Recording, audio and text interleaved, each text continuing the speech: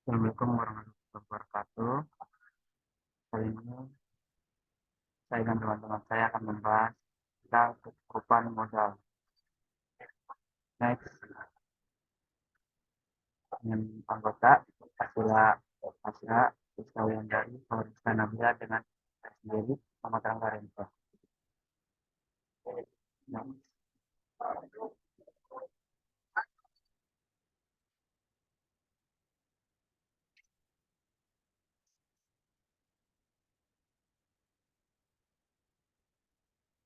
dapat berasal dari cash on dan out dalam skema mobilitas dan dapat bersumber dari dalam negeri atau internasional. Untuk memastikan uang pilihan itu, seorang membuat AI perlu memiliki lembaga dari risiko kebangkrutan. Itu menentunya dari risiko yang bisa diperlukan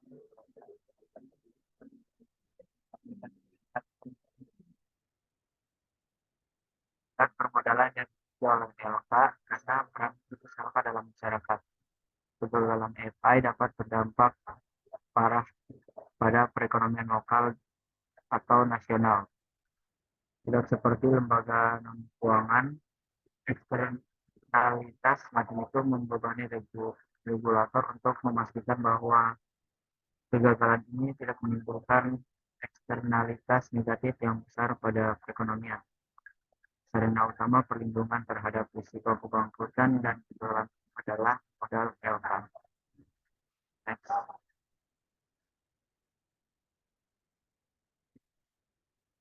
Ya, tingkat modal yang lebih tinggi akan mengurangi kemungkinan kegagalan tersebut. Ini mengarah pada fungsi modal yang pertama, yaitu untuk menyerap kerugian yang tidak terduga dengan margin yang cukup untuk membangkitkan kepercayaan dan memungkinkan FI untuk melanjutkan kelangsungan usahanya. Terus yang kedua itu untuk melindungi deposan, memegang obligasi, dan kreditur yang tidak diasuransikan jika terjadi kebangkrutan dan likuidasi. Kemudian yang ketiga untuk melindungi dana asuransi, FI, dan wajib pajak. Terus yang keempat, melindungi pemilik LK dari kenaikan premi asuransi. Dan yang terakhir, mendanai cabang dan investasi nyata lainnya yang diperlukan untuk menyediakan layanan keuangan. Next.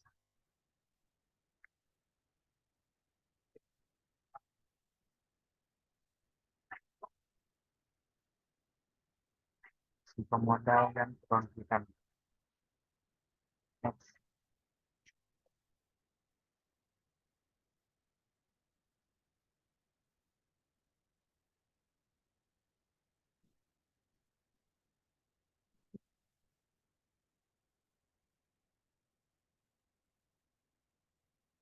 Bagaimana melindungi LK dari risiko kebangkrutan? Kita harus mendefinisikan modal lebih tepatnya. Masalahnya, ada banyak definisi tentang modal. Definisi modal seorang ekonom mungkin berbeda dari definisi seorang akuntan. Yang pada gilirannya mungkin berbeda dari definisi yang digunakan oleh regulator. Secara khusus, definisi ekonom tentang modal FI atau saham ekuitas pemilik FI adalah selisih antara nilai pasar, aset, dan kewajibannya. Ini juga disebut dengan kepercayaan bersih dari sebuah FI. Next.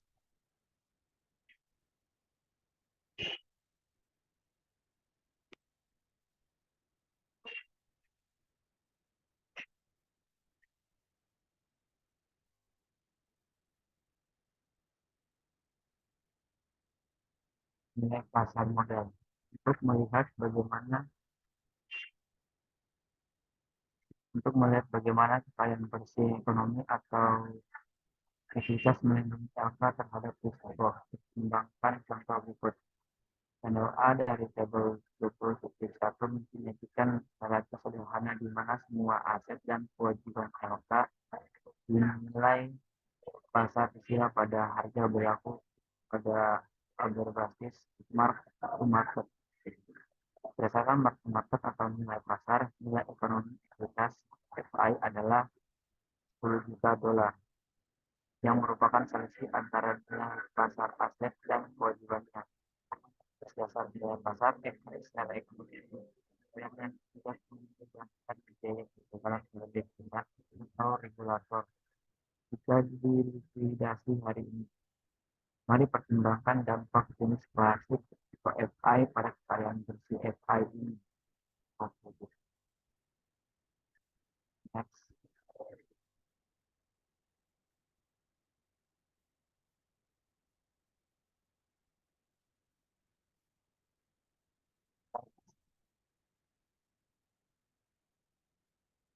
Dalam panel A dari table 21, LK memiliki pinjaman jangka panjang sebesar 20 juta dolar. Untuk penyederhanaan kita hilangkan maka juta. Pada contoh itu, anggaplah karena resesi sejumlah peminjam mengalami masalah arus kas yang tidak mampu memenuhi jadwal pembayaran pinjaman yang sedang. Penurunan arus kas masa depan saat ini dan diharapkan atas pinjaman menurunkan nilai pasar dari portofolio pinjaman yang dimiliki oleh FI di bawah 20 dolar. Misalkan pinjaman benar-benar bernilai hanya 8 dolar, harga yang akan diterima FI jika FI dapat menjual pinjaman ini di pasar ekonomi dengan harga saat ini. Ini berarti nilai pasar portofolio pinjaman turun dari 20 dolar menjadi 8 dolar. Lihat neraca nilai pasar yang telah direvisi pada panel B, table 20 juga. Next. Kerugian ini membuat FI bangkrut. Nilai pasar asetnya 88 dolar, lebih kecil dari nilai kewajibannya 90 dolar. Taruhan kekayaan bersih telah dihapus seluruhnya, dikurangi dari 10 dolar menjadi minus 2 dolar. Membuat kekayaan bersih menjadi negatif. Akibatnya, pemegang tanggung jawab dirugikan, tapi hanya sedikit. Khususnya, dolar pertama dari kerugian 12 dolar dalam nilai portofolio pinjaman ditanggung oleh pemegang ekuitas. Ini setelah pemegang ekuitas dihapuskan, pemegang kewajiban mulai merugi. Dalam contoh ini, nilai ekonomi klaim mereka pada FI telah turun dari 90 dolar menjadi 88 dolar atau kerugian sebesar 2 dolar. Perhatikan di sini bahwa kami mengabaikan asuransi simpanan.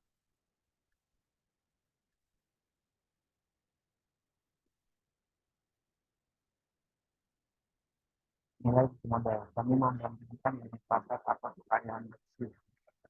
Caranya dengan nilai modal atau kekayaan bersih. Jadi yang kita bahas di bagian selanjutnya, modal nilai buku dan aturan modal berdasarkan nilai buku paling sering digunakan oleh regulator FI pada table 20. Kalian menggunakan neraca awal yang sama dengan status gunakan pada table 21. Tapi asumsikan bahwa aset dan kewajiban sekarang dinilai berdasarkan nilai buku di sebaliknya. Artinya, mereka mencerminkan nilai ketika pinjaman diberikan, sekuritas dibeli, dan kewajiban diperlukan.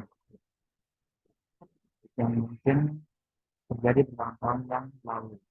Kekayaan bersih atau ekuitas sekarang dinilai buku dari klaim pemegang saham daripada nilai pasar dari klaim tersebut. Next.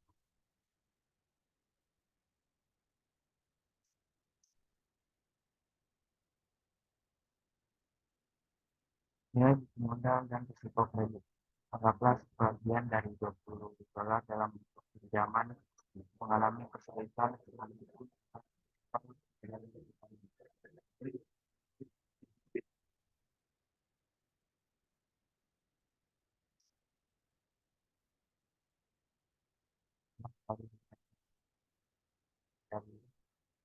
20 dolar menjadi 8 dolar.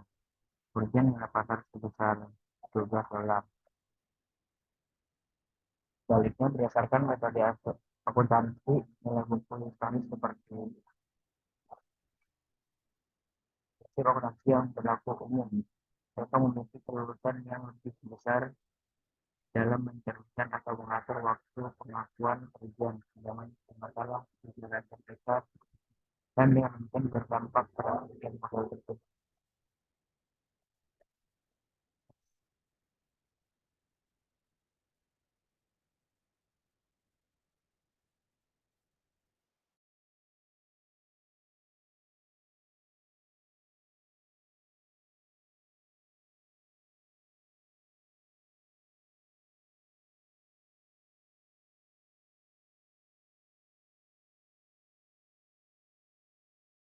Sama arti tujuan tersebut akan membahas terhadap dalam hal penerapan FATF yang pasar edukas lebih relevan daripada sifatnya dalam hal terjadi pengangkutan dan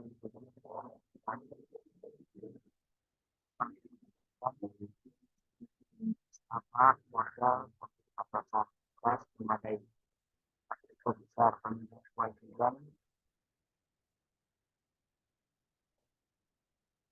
dan secara intensif regulator yang mendukung klaim pemegang kewajiban terlindung dari risiko bangkrutan, yaitu jika FI di-stop oleh regulator sebelum kekayaan bersih ekonominya menjadi nol, baik pemegang kewajiban maupun regulator yang klaim pemegang kewajiban tidak akan bersih.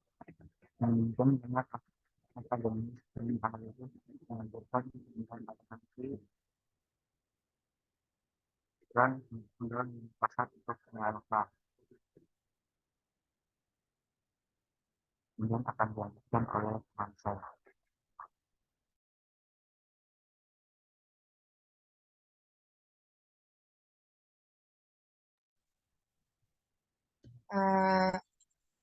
Selanjutnya, perbedaan antara pasar dan nilai buku ekuitas. Guncangan risiko kredit dan risiko suku bunga yang mengakibat slide sebelumnya, sis.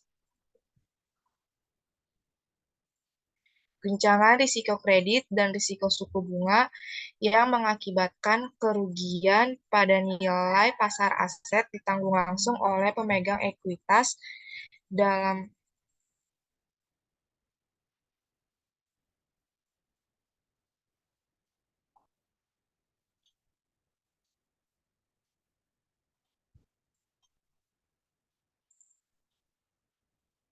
yang mengakibatkan kerugian pada nilai pasar aset ditanggung langsung oleh pemegang ekuitas dalam arti kerugian tersebut merupakan beban terhadap nilai klaim kepemilikan mereka di FI. Nilai pasar ekuitas lebih relevan daripada nilai buku karena dalam hal terjadi kebangkrutan, nilai likuiditas atau pasar menentukan kemampuan LK untuk membayar berbagai penggugat. Selama modal pemilik atau saham ekuitas memadai atau cukup besar, pemegang kewajiban secara implisit regulator yang mendukung klaim pemegang kewajiban terlindungi dari risiko kebangkrutan, yaitu jika FI ditutup oleh regulator sebelum kekayaan bersih ekonominya menjadi nol, baik pemegang kewajiban maupun regulator yang menjamin klaim pemegang kewajiban tidak akan rugi. Dengan demikian, banyak akademisi dan analisis menganjurkan penggunaan akuntansi nilai pasar dan aturan penutupan modal nilai pasar untuk semua LK. Next. Selanjutnya ada argumen terhadap akuntansi nilai pasar. Argumen pertama terhadap akuntansi nilai pasar atau MV adalah sulit untuk diterapkan. Ini mungkin benar terutama untuk bank komersial kecil dan penghematan dengan aset non-trade dalam jumlah besar seperti pinjaman kecil di neraca mereka. Ketika tidak mungkin untuk menentukan harga atau nilai pasar yang akurat untuk aset, penandaan ke pasar hanya dapat dilakukan dengan kesalahan. Argumen tandingan untuk ini adalah bahwa kesalahan yang dihasilkan dari penggunaan penilaian pasar aset non-trade masih cenderung kurang dari yang dihasilkan dari penggunaan buku asli atau penilaian historis karena pendekatan nilai pasar tidak mengharuskan semua aset dan kewajiban untuk diperdagangkan. Selama arus kas saat ini yang diharapkan pada saat atau liabilitas dan tingkat diskonto yang sesuai dapat ditentukan perkiraan nilai pasar atau selalu dapat diperhitungkan. Selanjutnya, dengan pertumbuhan penjualan pinjaman dan sekuritisasi aset, harga pasar indikatif tersedia untuk berbagai pinjaman yang semakin meningkat. Next. Kecukupan modal pada perbankan umum dan industri sehat. Next. Undang-Undang Peningkatan FDIC atau FDICAI tahun 1991 mengharuskan bank dan penghematan mengadopsi persyaratan modal berbasis resiko. Konsisten dengan tindakan ini, regulator US DI secara resmi setuju dengan negara anggota Bank for International Settlement atau BIS lainnya untuk menerapkan rasio modal berbasis risiko baru untuk semua lembaga penyimpanan di bawah yurisdiksi mereka. BIS secara bertahap dan sepenuhnya menerapkan rasio modal berbasis risiko ini pada tanggal 1 Januari 1993 di bawah apa yang kemudian dikenal sebagai Basel atau Basel. Perjanjian sekarang disebut Basel I. Perjanjian Basel tahun 1993 secara eksplisit memasukkan berbagai risiko kredit aset baik di dalam maupun di luar neraca ke dalam ukuran kecukupan modal. Hal ini diikuti dengan revisi pada tahun 1998, di mana risiko pasar dimasukkan ke dalam modal berbasis risiko dalam bentuk tambahan rasio 8% untuk exposure risiko kredit. Pada tahun 2001, BIS menerbitkan dokumen konsultatif The New Basel Capital Accord yang mengusulkan penggabungan risiko operasional ke dalam persyaratan modal dan memperbaharui penilaian risiko kredit dalam perjanjian pada tahun 1993. Next. Sejak pengesahan FDICAI pada tahun 1991, kecukupan modal DI dinilai menurut penempatan rasio modalnya di salah satu dari 5 zona target yang tercantum dalam tabel 20-3 di bawah Basel III. Rasio permodalan yang digunakan meliputi Common Equity Tier 1 Risk Based Capital Ratio sama dengan Common Equity Tier 1 Capital dibagi Credit Risk Adjusted Asset. Tier 1 risk-based capital ratio sama dengan Tier 1 capital, common equity Tier 1 capital plus additional Tier 1 capital dibagi credit risk adjusted asset. Total risk-based capital ratio sama dengan total capital dalam kurung Tier 1 ditambah Tier 2 dibagi credit risk adjusted asset. Tier 1 leverage ratio sama dengan Tier 1 capital dibagi total exposure. Next. Modal. Dalam pengukuran kecukupan modal suatu DI, permodalannya merupakan standar yang digunakan untuk mengukur masing-masing risiko tersebut. Di bawah Basel III, modal DI dibagi menjadi ekuitas bersama Tier 1 atau CT1, Tier 1 tambahan, dan Tier 2. CT1 adalah modal utama atau inti dari DI. Modal pelengkap adalah modal utama ditambah unsur modal tambahan. Modal Tier 2 adalah modal pelengkap. Total modal yang dimiliki DI didefinisikan sebagai jumlah modal Tier 1 dan Tier 2. Definisi CIT1 tambahan modal Tier 1 dan modal pelengkap Tier 2 tercantum dalam tabel 20-6. Next. Berikut adalah tabel 20-6 Summary Definition of Qualifying Capital of Depository Institution. Next. Selanjutnya ada modal tingkat 1. Ekuitas umum modal Tier 1 terkait erat dengan nilai buku ekuitas DI yang mencerminkan konsep kontribusi modal inti dari pemilik DI. Modal CAT1 terdiri dari dana ekuitas yang tersedia untuk menyerap kerugian. Pada dasarnya, ini mencakup nilai buku ekuitas ditambah kepentingan ekuitas minoritas yang dimiliki oleh DI di anak perusahaan dikurangi goodwill. Goodwill adalah item akuntansi yang mencerminkan jumlah yang dibayarkan DI di atas nilai pasar saat membeli atau mengakuisisi DI atau anak perusahaan lain. Modal Tier 1 adalah jumlah modal CET dan modal Tier 1 tambahan. Termasuk dalam modal tier 1 tambahan adalah opsi lain yang tersedia untuk menyerap kerugian bank di luar ekuitas biasa. Ini terdiri dari instrumen tanpa tanggal jatuh tempo atau insentif untuk menebus. Misalnya saham preferen perpetual non-kumulatif. Instrumen ini dapat dipanggil kembali oleh penerbit setelah 5 tahun hanya jika diganti dengan modal yang lebih baik. Next.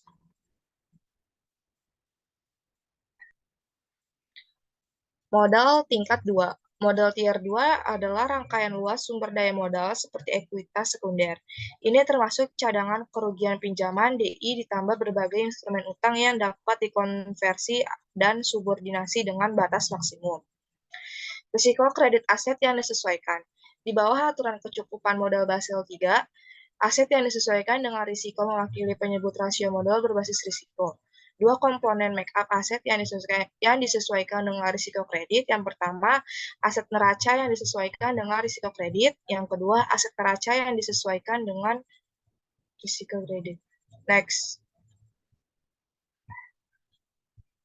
Menghitung rasio modal berbasis risiko. Yang pertama yaitu risiko kredit aset neraca yang disesuaikan berdasarkan Basel III.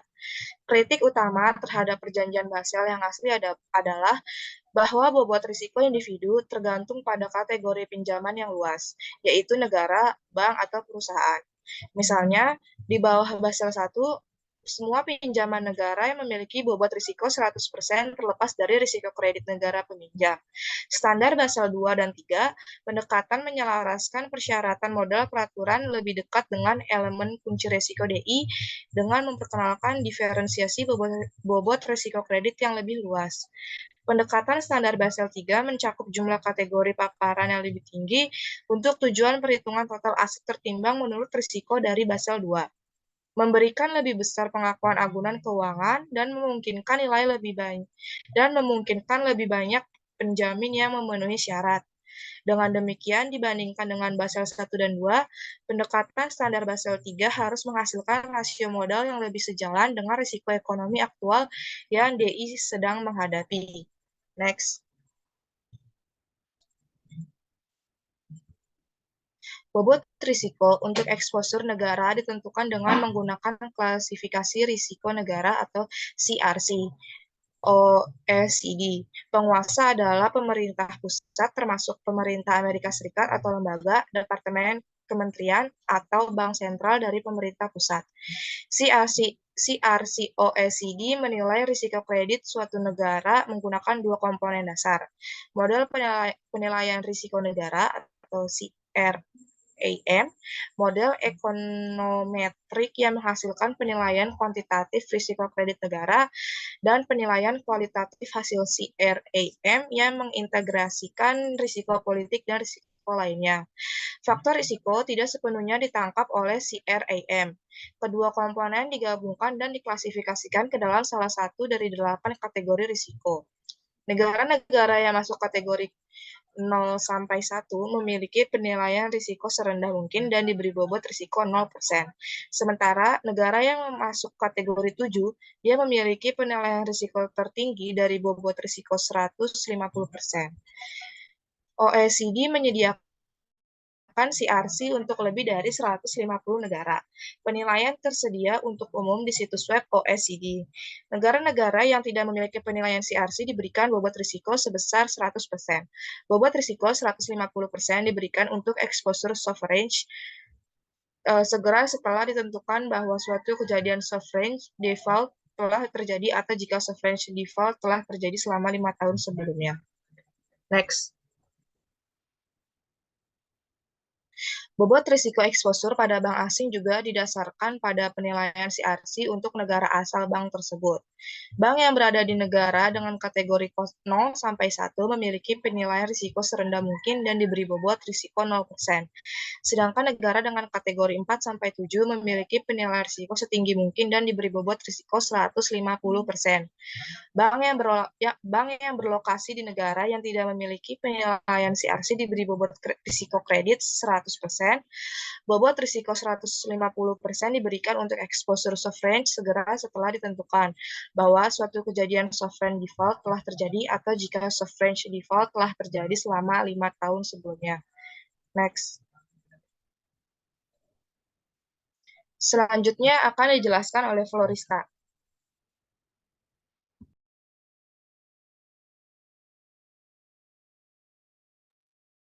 Selanjutnya ada risiko kredit aktivitas off balance sheet yang disesuaikan. Nilai yang disesuaikan dengan risiko kredit dari aset di neraca hanyalah salah satu komponen penyebut rasio modal. Yang lainnya adalah nilai yang disesuaikan dengan risiko kredit dari aktivitas off balance sheet atau OBS DI. Kegiatan OBS ini merupakan klaim kontingensi dan bukan aktual terhadap lembaga penyimpanan. Dengan demikian, peraturan mencaratkan bahwa modal diadakan tidak terhadap nilai nominal penuh dari barang-barang ini, tetapi terhadap jumlah yang setara dengan risiko kredit pada neraca yang mungkin diciptakan oleh sekuritas ini untuk lembaga penyimpanan. Oleh karena itu, dalam menghitung nilai aset yang disesuaikan dengan risiko kredit dari item-item OBS ini, kita harus terlebih dahulu mengonversinya menjadi jumlah setara kredit. Jumlah yang setara dengan pos di neraca. Lebih lanjut, perhitungan nilai yang disesuaikan dengan risiko kredit dari aktivitas off balance sheet melibatkan beberapa pemisahan awal dari aktivitas tersebut. Secara khusus, perhitungan eksposur risiko kredit atau jumlah aset yang disesuaikan dengan risiko kredit dari kontrak kontingensi atau jaminan seperti letter of credit berbeda dari perhitungan jumlah aset yang disesuaikan dengan risiko kredit untuk valuta asing dan forward suku bunga, opsi, dan kontrak pertukaran. Kami pertama-tama mempertimbangkan nilai aset yang disesuaikan dengan risiko kredit dari kontrak jenis jaminan OBS dan kontrak kontingensi. Kemudian kontrak derivatif atau pasar. Next.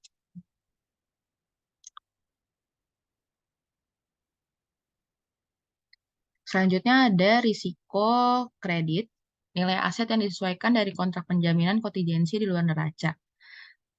Pertimbangkan faktor konversi yang sesuai pada tabel 20-9. Perhatikan bahwa berdasarkan Basel 3, surat jaminan kredit pengganti kredit langsung yang diterbitkan oleh DI memiliki peringkat faktor konversi 100% atau jumlah yang setara dengan kredit. Demikian pula perjanjian penjualan dan pembelian kembali dan aset yang dijual dengan jaminan juga diberi peringkat faktor konversi 100%.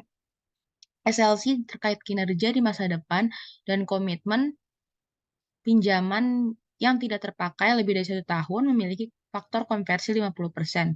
Komitmen pinjaman lainnya yang jatuh tempo 1 tahun atau kurang memiliki faktor konversi kredit 20%. Surat kredit komersial terkait perdagangan standar dan akseptasi bank yang dijual memiliki faktor konversi 20%. Berdasarkan Basel 3, bobot risiko yang ditetapkan untuk kontrak jaminan kontingensi OBS sama dengan jika DI melakukan transaksi sebagai prinsipal. Next.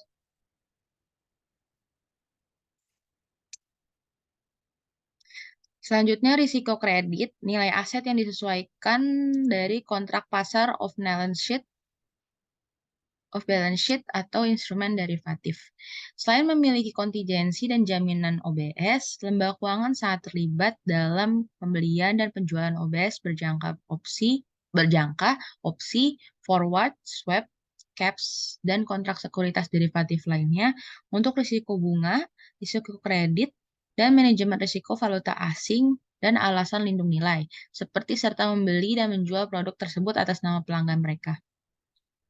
Masing-masing posisi ini berpotensi mengekspos DI risiko kredit pihak lawan, yaitu risiko bahwa pihak lawan atau sisi lain dari kontrak akan gagal bayar ketika menderita kerugian aktual atau potensial yang besar atas posisinya.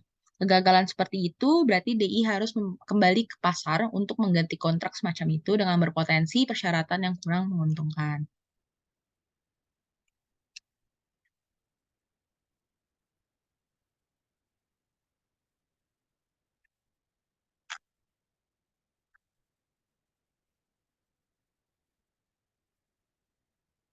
Sebelumnya Sil, siapa sis?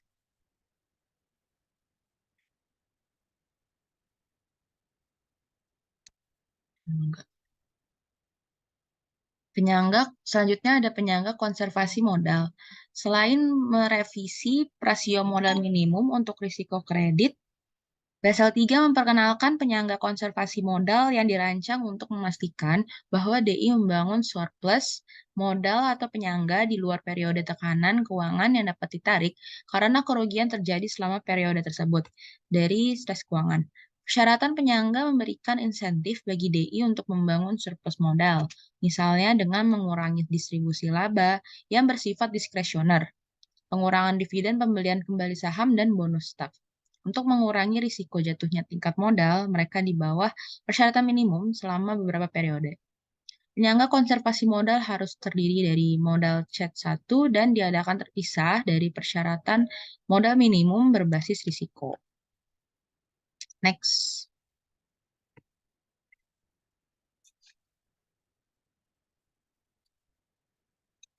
Di bawah Basel III, DI perlu memiliki penyangga konservasi modal lebih besar dari 2,5% dari total aset tertimbang menurut risiko untuk menghindari pembatasan distribusi modal dan pembayaran bonus diskresioner kepada pejabat eksekutif.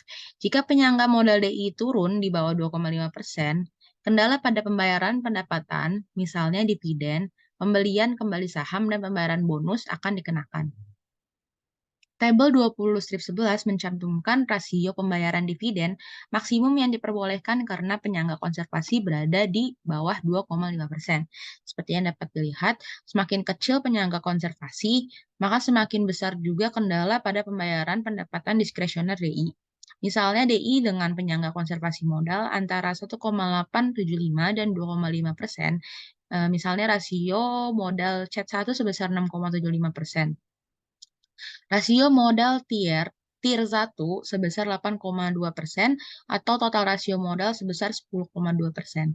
Pada akhir periode sebelumnya, kuartal kalender akan diizinkan untuk mendistribusikan tidak lebih dari 60% dari laba ditahan yang memenuhi syarat dalam bentuk distribusi modal atau pembayaran bonus diskresioner selama kuartal kalender saat ini. Sebaliknya, DI perlu menghemat setidaknya 40% dari pendapatan ditahan yang memenuhi syarat selama kuartal kalender saat ini. Next.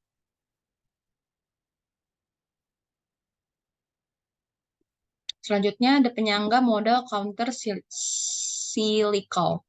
Basel III juga memperkenalkan counter cyclical capital buffer yang dapat dideklarasikan oleh negara yang mengalami pertumbuhan kredit agregat berlebih.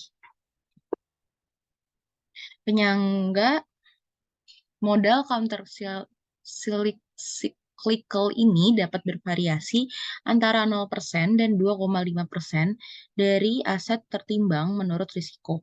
Buffer ini harus dipenuhi dengan modal CET1 dan DI diberi waktu 12 bulan untuk menyesuaikan dengan level buffer, seperti penyangga konservasi modal.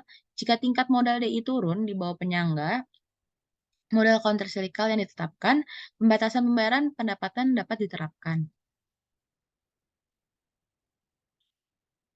Lalu penyangga modal countercyclical ini bertujuan untuk melindungi sistem perbankan dan mengurangi eksposur sistemik terhadap penurunan ekonomi.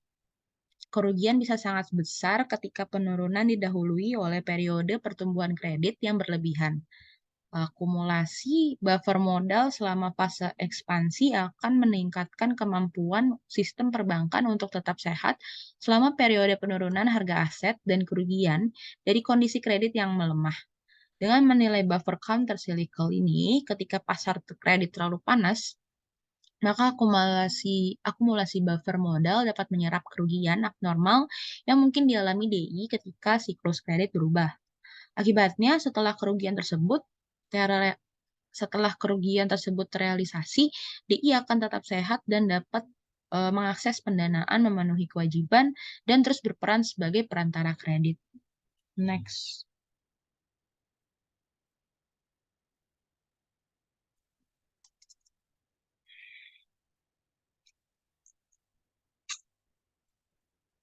Selanjutnya ada bank penting secara sistemik global. Sebagai bagian dari Basel III, BIS mengenakan biaya tambahan Tier 1 ekuitas umum tambahan atau persyaratan penyerapan kerugian pada bank-bank penting secara sistemik global atau GSIG. Itu grup perbankan yang kesulitan atau kegagalan yang tidak teratur akan menyebabkan gangguan signifikan pada sistem keuangan yang lebih luas dan kegiatan ekonominya. Ide dasarnya adalah karena GSIP adalah bank yang terlalu besar untuk gagal yang harus ditebus oleh pemerintah pusat dan pembayar pajak. Mereka perlu menurunkan risikonya dengan meningkatkan persyaratan modal nyata, bahkan lebih dari bank lain.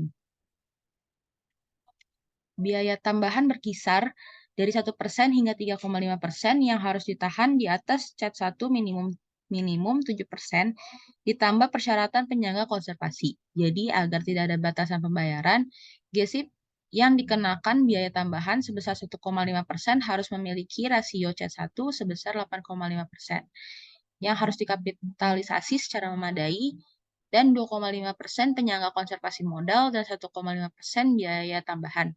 Biaya tambahan mungkin lebih tinggi dalam keadaan luar biasa. Misalnya pada tahun 2015, JP Morgan Chase diminta untuk menahan biaya tambahan sebesar 4,5% karena ukuran, kompleksitas, dan keterikatan yang ekstrim. Tujuan dari persyaratan modal tambahan ada dua, yaitu yang pertama untuk mengurangi kemungkinan kegagalan GSIP dengan meningkatkan penyerapan kerugian kelangsungan berusaha. Dan dua, untuk mengurangi tingkat atau dampak kegagalan GSIP pada sistem keuangan dengan meningkatkan pemulihan global dan perangkat resolusi. GSIP ini diidentifikasi menggunakan metodologi yang dikembangkan oleh BIS berdasarkan pendekatan pengukuran indikator yang mengidentifikasi faktor-faktor yang menyebabkan penularan internasional. Indikator-indikator tersebut dipilih untuk menangkapkan dampak sistemik dari kegagalan bank daripada kemungkinan bank tersebut akan gagal.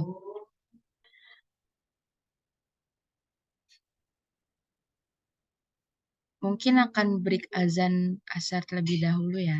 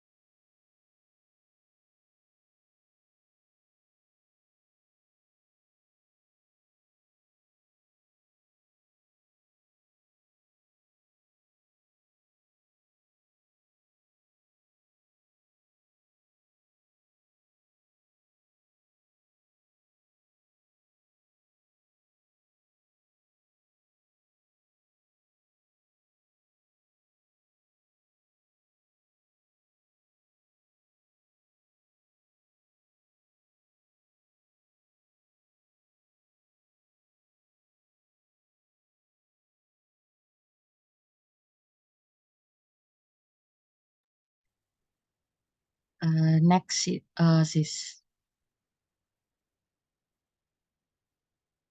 Selanjutnya ada rasio leverage. Salah satu ciri dari krisis keuangan tahun 2008 sampai 2009 adalah akumulasi pengaruh ekstrim di dalam dan di luar neraca di seluruh sistem perbankan. Selama masa krisis yang paling parah, DI dipaksa oleh pasar untuk mengurangi leverage sampai-sampai meningkatkan penurunan harga aset dan mengintensifkan kerugian DI. Penurunan modal DI dan penurunan ketersediaan kredit untuk mencegah agar siklus ini tidak berulang. Basel 3 memperkenalkan persyaratan rasio leverage yang dimaksudkan untuk mencegah penggunaan leverage yang berlebihan dan bertindak sebagai penghambat persyaratan permodalan berbasis risiko yang telah dijelaskan sebelumnya. Berikut adalah rasio leverage Basel 3 yang didefinisikan sebagai rasio modal tier 1 terhadap kombinasi aset di dalam dan di luar neraca. Total exposure sama dengan total aset DI ditambah exposure off balance sheet. Untuk sekuritas derivatif, exposure di luar neraca adalah exposure saat ini ditambah exposure potensial seperti yang dijelaskan sebelumnya. Untuk komitmen kredit atau pinjaman, off balance sheet, faktor konversi 100% diterapkan kecuali komitmen dapat segera dibatalkan. Dalam hal ini, faktor konversi 10% digunakan. Untuk dikapitalisasi dengan baik, DI harus memiliki rasio leverage minimal 5% untuk dikapitalisasi secara memadai. DI harus memiliki rasio leverage minimal 4%. Next.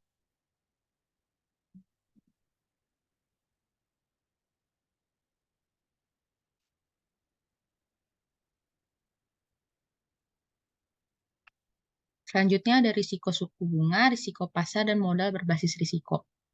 Dari perspektif peraturan, rasio modal berbasis risiko kredit ini cukup memadai hanya selama lembaga penyimpanan tidak terpapar risiko suku bunga atau risiko pasar yang tidak semestinya.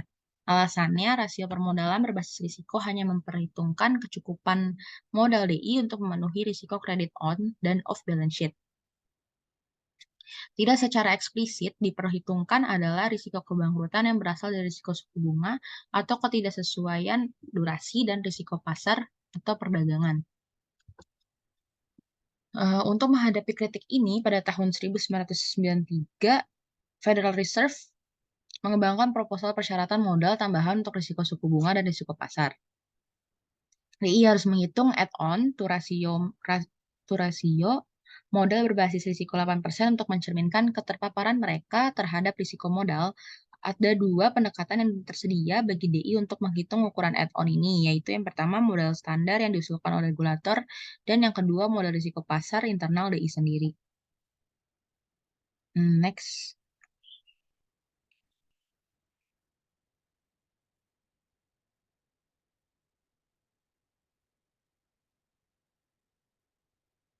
Selanjutnya ada risiko operasional dan modal berbasis risiko. Basel 2 menerapkan penambahan modal tambahan untuk risiko operasional. Sebelum proposal ini, BIS berargumen bahwa eksposur risiko operasional DI telah ditangani secara memadai dengan risiko kredit yang sesuai dengan risiko kredit sebesar 8%.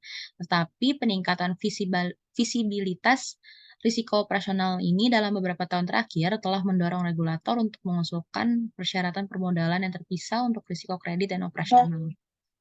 Seperti disebutkan di atas, BIS sekarang percaya bahwa risiko operasional cukup penting bagi DI untuk mencurahkan sumber daya yang untuk mengukur risiko tersebut dan menggabungkannya secara terpisah ke dalam penilaian kecukupan modal mereka secara keseluruhan.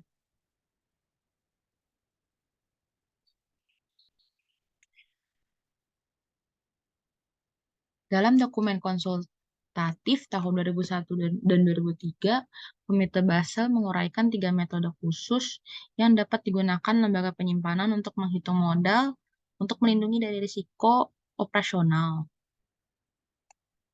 Sebagai akibat, pada tahun 2016, BIS mengusulkan Standardized Measurement Approach atau SMA baru untuk menggantikan Basic Indicator, Standardized and Advanced Measurement Approaches untuk risiko operasional.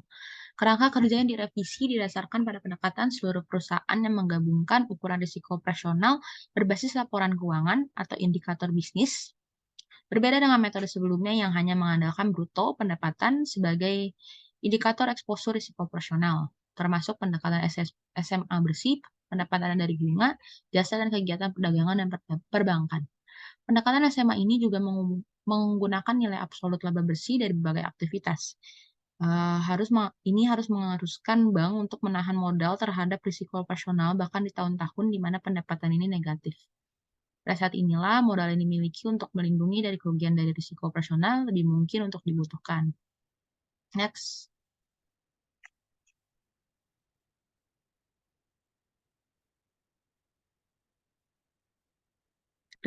Selanjutnya ada kritik terhadap rasio modal berbasis risiko. Persyaratan permodalan berbasis risiko berusaha untuk pertama, memasukkan risiko kredit, pasar, dan operasional ke dalam penentuan kecukupan modal. Yang kedua, memperhitungkan perbedaan risiko kredit antar aset secara lebih sistematis. Yang ketiga, memasukkan exposure risiko off balance sheet. Dan yang keempat, menerapkan persyaratan permodalan yang serupa di semua DI utama di dunia. Next.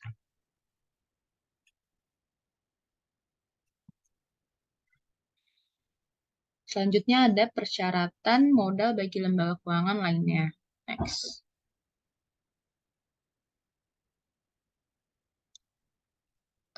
Perusahaan sekuritas. Tidak seperti aturan modal nilai buku yang digunakan oleh regulator bank dan penghematan, persyaratan modal untuk broker dealer yang ditetapkan oleh aturan 15C3-1-CIC pada tahun 1975 dan diubah pada tahun 2013 mendekati aturan akuntansi nilai pasar. Khususnya broker dealer yang harus mempertahankan utang agregat terhadap modal bersih tidak lebih dari 1.500%, yaitu utang tidak boleh lebih dari 15 kali lebih besar dari ekuitas. Utang agregat ini terdiri dari total kewajiban yang timbul dari setiap transaksi. Ini termasuk antara lain uang yang dipinjam, uang yang harus dibayar terhadap sekuritas yang dipinjamkan, nilai pasar dari sekuritas yang dipinjam, saldo kredit bebas pelanggan dan non-pelanggan, saldo kredit dalam rekening pelanggan dan non-pelanggan yang memiliki posisi short pada sekuritas ekuitas pada pelanggan, dan akun komoditas masa depan non-pelanggan. Lalu ada saldo kredit di akun komoditas pelanggan dan non-pelanggan, dan modal bersih adalah kekayaan bersih yang disesuaikan laba bersih yang belum direalisasi, ketentuan pajak tangguhan, dan liabilitas tertentu. Selain rasio modal ini, amandemen tahun 2013 memperkenalkan aturan modal bersih tambahan yang merupakan pengujian aset liquid bersih. Piutang dealer harus menghitung nilai pasar untuk aset mereka yang sangat liquid setiap hari dan memastikan bahwa nilai pasar aset ini melebihi nilai kewajiban mereka. Standar ini dirancang untuk memungkinkan broker dealer fleksibilitas untuk terlihat dalam aktivitas yang merupakan bagian dari menjalankan bisnis sekuritasnya, misalnya memasukkan sekuritas ke dalam inventaris.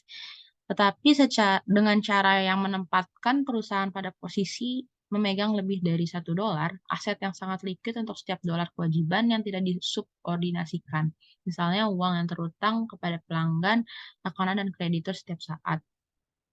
Aspek aturan ini sangat membatasi kemampuan broker dealer untuk terlibat dalam aktivitas yang menghasilkan piutang tanpa jaminan, misalnya meminjamkan uang tanpa mendapatkan agunan. Aturan tersebut juga tidak mengizinkan aset tetap atau aset tidak liquid lainnya dihitung sebagai modal bersih yang diperbolehkan.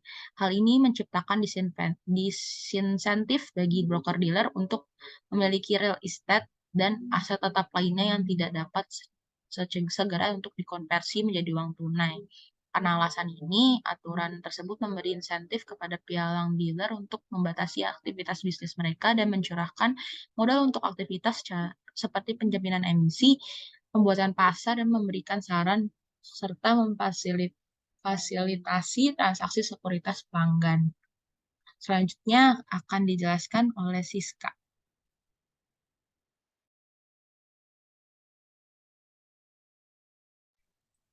Selanjutnya adalah asuransi jiwa. Pada tahun 1993, industri asuransi jiwa mengadopsi model berbasis risiko. Revisi skema tersebut terjadi pada tahun 2011. Meskipun serupa dengan yang diadopsi oleh bank dan penghematan, skema ini lebih luas karena juga mencakup jenis risiko lainnya. Meskipun persyaratan modal diberlakukan di tingkat negara bagian, Memang demikian, sangat dipengaruhi oleh rekomendasi dari National Association of Insurance Commissioner atau NAIC. Kami menjelaskan model NAIC selanjutnya. Untuk agregat terdiri dari total kewajiban yang timbul dari setiap transaksi. Ini termaksud antara lain uang yang dipinjam, uang yang harus dibayar terhadap sekuritas yang dipinjam, nilai pasar dari sekuritas yang dipinjam, saldo kredit bebas pelanggan dan non-pelanggan, saldo kredit dalam rekening pelanggan, dan non-pelanggan yang memiliki posisi short pada sekuritas, ekuitas pada pelanggan, dan akun komoditas masa depan non-pelanggan, dan saldo kredit di akun komoditas pelanggan dan pelanggan. Modal bersidalah kekayaan bersih yang disesuaikan rugi yang belum direalisasi, ketentuan pajak, tangguhan, dan liabilitas tertentu.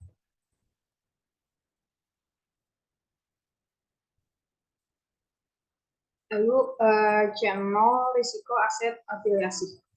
Risiko aset afiliasi adalah risiko default aset untuk investasi afiliasi. Persyaratan modal berbasis risiko atau RBC adalah perusahaan asuransi yang dimiliki oleh penanggung dihitung berdasarkan total modal berbasis risiko anak perusahaan dan kemudian prorata berdasarkan persentase kepemilikan. Persyaratan RBC untuk anak perusahaan lainnya dihitung berdasarkan faktor yang ditetapkan. Perusahaan induk yang diharapkan untuk memiliki jumlah modal berbasis risiko yang setara untuk melindungi dari penurunan keuangan afiliasi. Lalu C1, risiko aset investasi.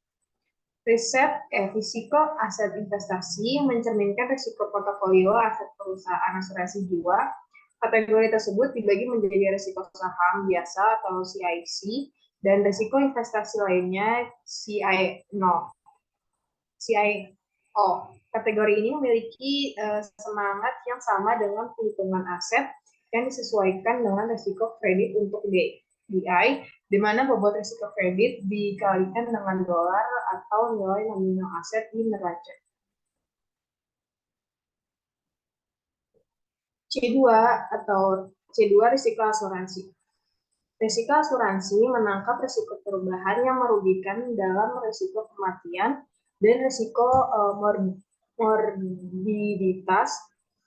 Tabel mortalitas memberi perusahaan asuransi jiwa ide yang sangat akurat tentang probabilitas bahwa seseorang tertanggung akan meningkat pada tahun tertentu. Namun epidemi seperti AIDS atau flu H1N1 dapat mengubah prediksi ini secara drastis. Akibatnya, perusahaan asuransi menyesuaikan asuransi yang berlaku untuk tiket cadangan saat ini dan mengalihkan angka yang dihasilkan dengan faktor risiko asuransi. Perhitungan serupa dilakukan untuk asuransi kecelakaan dan kesehatan yang mencakup risiko morbiditas atau kesehatan yang buruk. Lalu yang C3, suku bunga kredit dan risiko pasar. Risiko suku bunga atau C3A, risiko kredit C3B, dan risiko pasar C3C sebagian mencerminkan likuiditas penarikannya karena suku bunga. Kualitas kredit dan risiko pasar berubah. Misalnya, kontrak investasi terjamin atau GIC yang diterbitkan perusahaan asuransi memiliki karakteristik yang mirip dengan deposito. Bank jangka panjang dengan suku bunga tetap dan seringkali sangat sensitif terhadap penggerakan suku bunga. Masalah likuiditas telah menyebabkan sejumlah perusahaan asuransi bangkrut di tahun-tahun sebelumnya.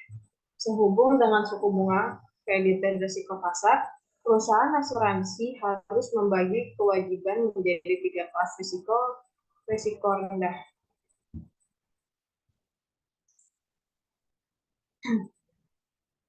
C4, risiko bisnis. Kategori ini dibagi menjadi risiko bisnis C4A dan risiko biaya administrasi C4B. Negara bagian telah mengatur dana jaminan sebagian membayar kebangkrutan perusahaan asuransi dengan memungut biaya pada perusahaan yang masih hidup.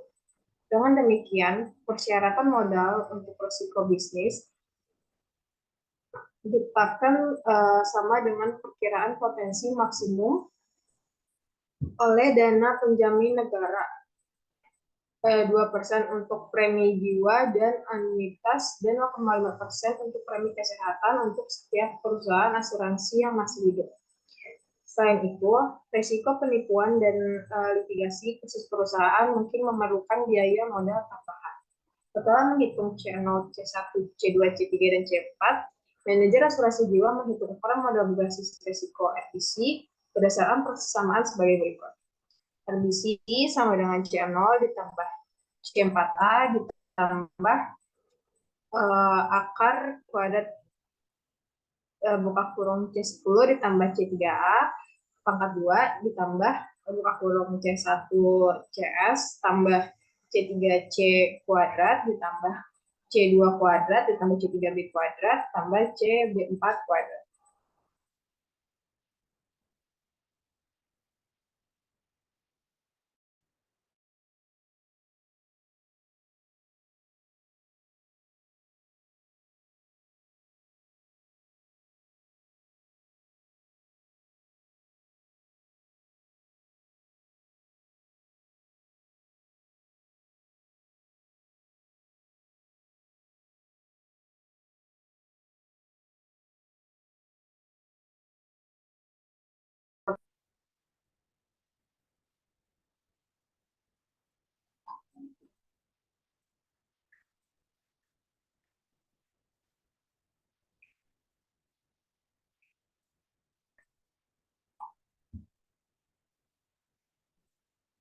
Asuransi properti korban. Persyaratan modal untuk perusahaan asuransi properti korban atau PC sangat mirip dengan RBC industri asuransi jiwa. Diperkenalkan oleh NAIC pada tahun 1993 dan direvisi terakhir pada tahun 2011, kecuali bahwa ada 5 kategori risiko termasuk 3 terpisah. Kategori risiko, bobot risiko di beberapa area, khususnya saham biasa, lebih rendah dibandingkan perusahaan asuransi jiwa karena exposure perusahaan PC yang relatif lebih kecil terhadap jenis risiko aset ini. Terdapat jenis risiko dan perhitungan RBC untuk dibandingkan dengan total modal dan surplus PC asuransi ditunjukkan pada tabel 20 sampai 18. Nah, ini adalah tabel dari 20 18 tersebut.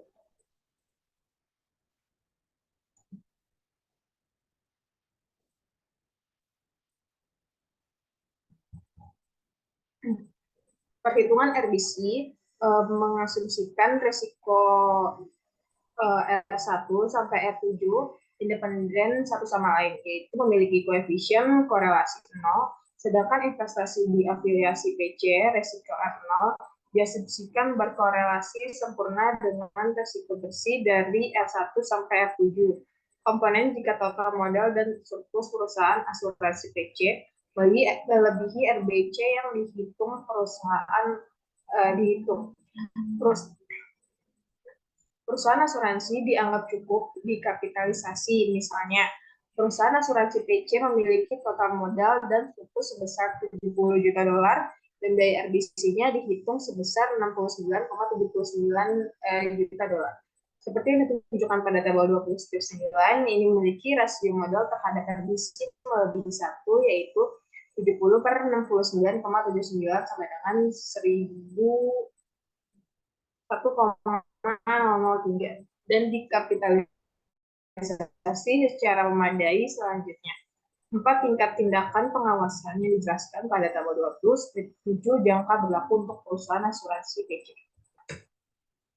Ringkasan. Bab ini mengulas peran modal LK dalam melindungi terhadap kredit, suku bunga, dan risiko lainnya. Menurut teori ekonomi, modal atau kekayaan bersih harus diukur berdasarkan nilai pasar sebagai selisih antara nilai pasar aset dan kewajiban. Pada kenyataannya, regulator menggunakan aturan akuntansi nilai buku, sementara aturan kecukupan modal nilai buku memperhitungkan exposure risiko kredit secara kasar. Itu mengabaikan efek perubahan suku bunga dan exposure suku bunga pada kekayaan bersih. Kami menganalisis struktur permodalan spesifik dan yang diusulkan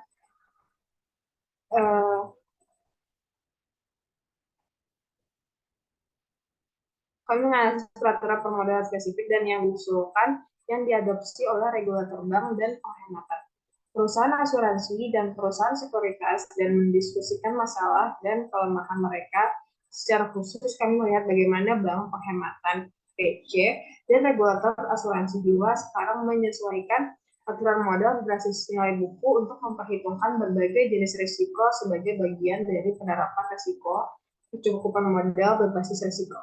Akibatnya, persyaratan modal aktual di bank, perusahaan asuransi jiwa, perusahaan asuransi PC, dan penghematan bergerak mendekati persyaratan kekayaan bersih berbasis nilai pasar dari broker-dealer.